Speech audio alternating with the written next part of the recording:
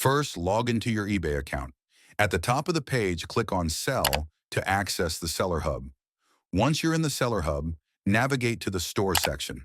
Now click on Choose a Subscription. On this page, you'll see different plans based on your listing needs. Basic plan, up to 1,000 listings per month. Premium, 10,000. Anchor, 25,000. Enterprise, 100,000.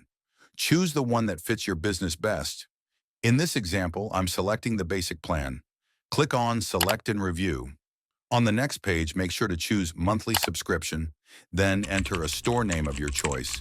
Finally, click Submit Order, and just like that, your eBay store subscription is active. Why is an eBay store subscription important?